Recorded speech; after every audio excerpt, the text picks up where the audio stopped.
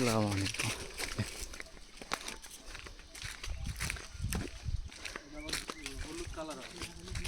সব কালারই আছে।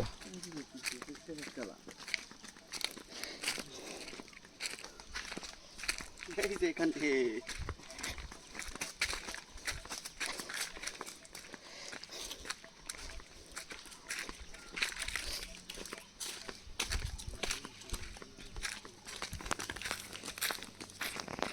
রোহান আগে আগে যা সাতলা মানুষ বাগদানি কামড় দিয়ে দৌড় দেয় না দেখি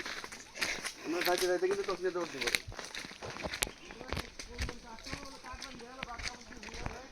হ্যাঁ আমাকে মিলনে করছে ভাই ভাই হিসেবে তো একটু কিছু কম দেওয়া লাগে ভাই। আপনারা যান ভাই আমাদের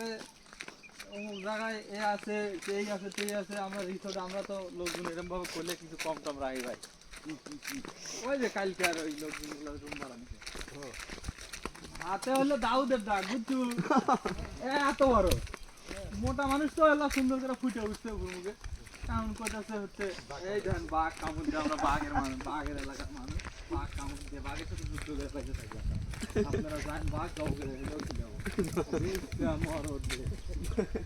আমি ওই দিক তাকাই না মিলন আমার মুখের দিক তাকা শোনে হাসে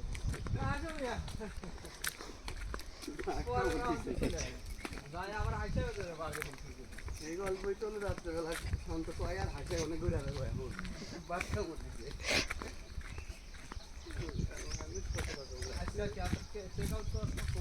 ভাই বাঘ কামড় দিতে কাকে লাইছিল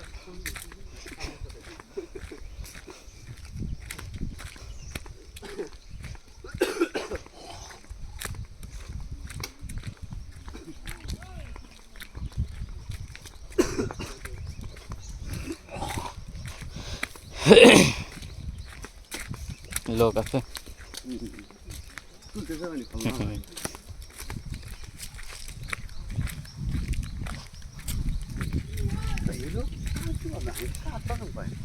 কাঠ বাদাম আলাদা একটা কাজ গাছটা কিরম দেখা যায় মনে হয় পাতা আমার স্কুলে অনেকগুলা কাঠ বাদামের গাছ আছে খালি লম্বাই হয় সুন্দর বাতা আগে জানলে প্রত্যেকদিন ঘুরে আসতাম বা হাইছি বাতাস ওই গরমটুকু উঠতে তো কষ্ট হয় একদম আসো যাই কেটে দেয় না বুঝলো না ওটা বাঙালি মনে হয় বুঝলো না আপনি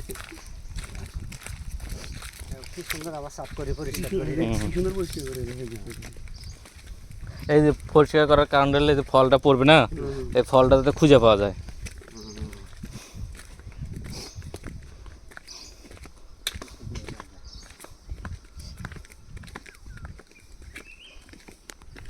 কারণ জঙ্গলের ভিতরে পড়লে তো এই ফলটা খুঁজে পাবে না। এখানে যে পাথর আছে এটা দিয়ে কি ঢালাই গাছে ব্যবহার করা যায় রাস্তায় তো এগুলি ব্যবহার করে। কোন যাবে এই মুড়ে নামবে না মুড়ে এখন তো নামলে তো ওই গর্তে যাবো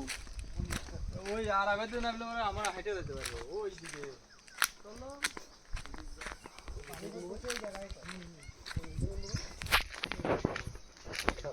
মাথা খারাপ হয়ে গেছে দিক দিয়ে না ওই দিক দিয়ে না